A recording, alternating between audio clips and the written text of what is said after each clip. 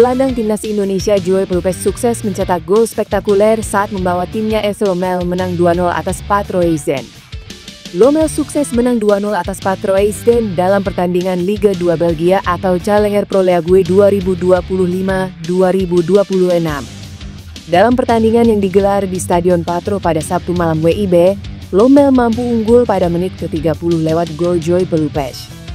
Gol berawal dari pergerakan pemain Lommel, Reiners, di sisi kanan pertahanan lawan.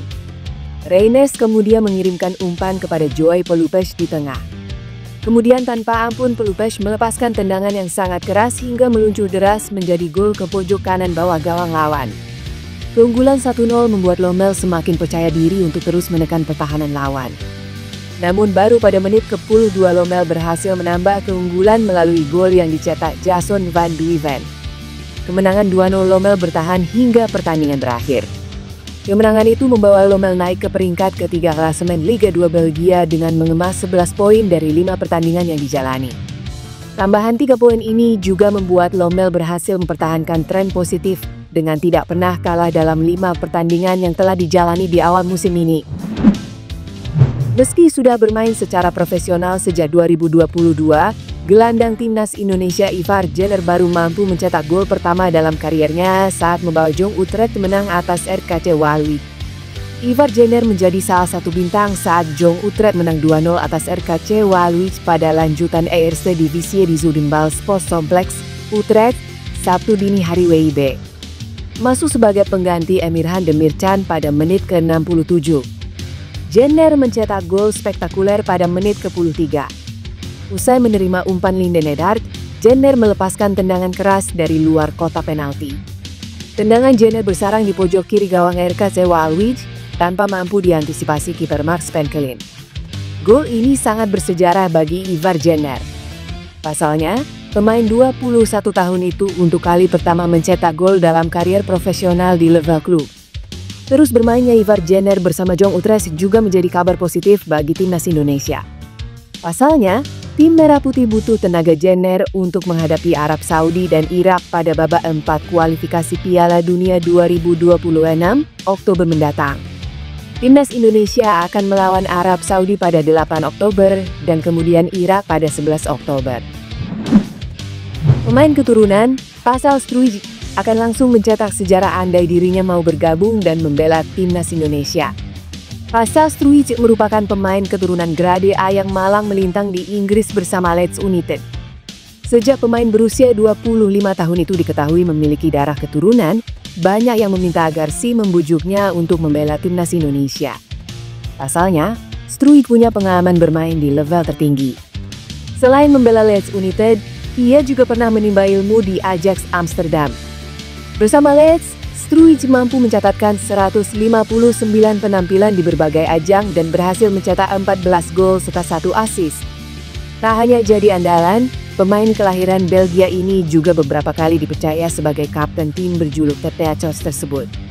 Karena kiprahnya itu, tak mengherankan jika banyak yang berharap agar Struijk mau dinaturalisasi dan membela timnas Indonesia. Andai Pascal Struijk mau dinaturalisasi dan bergabung timnas Indonesia, maka dirinya langsung akan mencetak sejarah. Harapan agar Struijk dinaturalisasi sempat muncul saat Patrick Kluivert dan Dani Lanza terlihat duduk berdekatan dengannya di laga Oxford United vs Leeds United. Saat itu, pelatih timnas Indonesia dan asistennya itu duduk di belakang Struijk yang absen karena mengalami cedera kaki. Andai dirinya mau dinaturalisasi, maka Struijk otomatis mencetak sejarah sebagai pemain termahal di skuad Garuda. Saat ini, pemain berpaspor Belanda itu memiliki nilai pasar 312,87 miliar. Nilai pasar itu unggul jauh dari Jai Itzes yang memiliki nilai pasar 130,36 miliar. Bintang timnas Indonesia Calvin Verdon bisa mencatat debut di Lille saat melawan Toulouse pada pekan keempat Ligue 1 2025-2026 Minggu. Jadwal Lille vs Toulouse bergulir di Stadion Pierre Mauroy, Lille, Minggu pukul 20.00 WIB.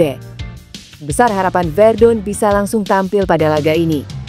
Verdon tidak mempunyai masalah pada kondisi fisik sejauh ini. Pemain 28 tahun itu tampil apik bersama timnas Indonesia kontra Lebanon di FIFA Matchday September 2025. Kehadirannya bisa membantu Lille meneruskan tren positif. Saat ini tim berjulukan Les Dogues itu berada di peringkat ketiga klasemen, sementara Ligue 1 dengan torehan 2 kemenangan dan 1 kali imbang dalam 3 laga awal. Amunisi baru Lille dengan mendatangkan Verdon diproyeksikan dapat meningkatkan produktivitas tim. Meski berposisi asli sebagai bek kiri, Verdon mampu membuka ruang ketika naik ke depan untuk memberi tusukan. Jika benar-benar tampil melawan Toulouse, Verdon akan mencetak sejarah. Ia bakal jadi pemain Indonesia pertama yang merumput di kasta tertinggi Liga Prancis. Sedianya Verdon pernah mencicipi liga selain Belanda ketika berseragam Famalicão di Portugal selama 2 tahun. Karenanya Verdon juga perlu lebih dulu beradaptasi. Sebab ex-pemain itu baru pertama kali berkarya di Prancis. Gelombang protes publik terhadap PSSI kembali memuncak setelah timnas Indonesia U23 gagal melangkah ke putaran final Piala Asia U23 2026. Kekecewaan warganet tak hanya tertuju pada hasil di lapangan, tetapi juga pada keputusan federasi yang memecat Shin Tae-yong sebagai pelatih di tengah meningkatnya prestasi timnas Indonesia. Beberapa akun di X ramai-ramai menuntut PSSI untuk mengembalikan Shin Tae-yong ke kursi pelatih timnas Indonesia. Kekecewaan publik semakin terasa setelah kekalahan timnas U23 Indonesia dari Korea Selatan di Stadion Gelora Delta Sidoarjo, Jawa Timur, Selasa 9 September 2025 malam. Akibatnya, Indonesia menutup perjalanan di grup J dengan 4 poin dan gagal lolos ke putaran final Piala Asia U23 2026. Menariknya, selepas peluit akhir dibunyikan, suara supporter justru memanggil nama Shin Tae-yong. Rekaman video yang diunggah memperlihatkan sorakan yang menggema di stadion, menandai kerinduan publik terhadap era kepelatihan Shin Tae-yong. Di bawah kepemimpinan Shin Tae-yong, timnas U23 Indonesia berhasil lolos ke Piala Asia U23 2024 dan menembus semifinal. Bahkan Garuda Muda mampu mengalahkan tim kuat, termasuk Korea Selatan. Kontrak Shin Tae-yong seharusnya masih berlaku hingga 2027. Setelah diperpanjang pada Juni 2024 sebagai bentuk penghargaan atas pencapaiannya memenuhi target PSSI. Dengan hasil ini, banyak penggemar menilai pemecatannya terlalu dini. Kini, sorotan publik tertuju pada PSSI dan keputusan manajemen yang dinilai gagal memaksimalkan potensi tim muda. Warganet berharap federasi bisa mempertimbangkan kembali keputusan mereka dan memberi kesempatan Shin Tae-yong untuk kembali membawa timnas Indonesia menuju prestasi lebih tinggi. Kabar baik datang dari timnas Indonesia jelang tampil di putaran keempat kualifikasi Piala Dunia 2026 zona Asia. Kabar baik tersebut yakni terkait kondisi Ole Romein. Sebagai informasi, Ole Romein mengalami cedera saat memperkuat Oxford United di Piala Presiden 2025 pada bulan Juli lalu. Akibat cedera tersebut, Ole harus absen cukup lama. Pemain berposisi sebagai striker itu bahkan harus absen memperkuat timnas Indonesia di FIFA Matchday bulan September 2025. Meski begitu, timnas Indonesia masih mampu tampil cukup apik. Tim asuhan Patrick Kluivert sanggup menumbangkan Taiwan dengan skor 6-0. Timnas Indonesia lalu ditahan Lebanon dengan skor 0-0 pada 8 Juli 2025. Sementara itu, kabar baik belum lama ini diungkapkan oleh Ketua Umum SI, Erick Thohir soal kondisi Ole Romein.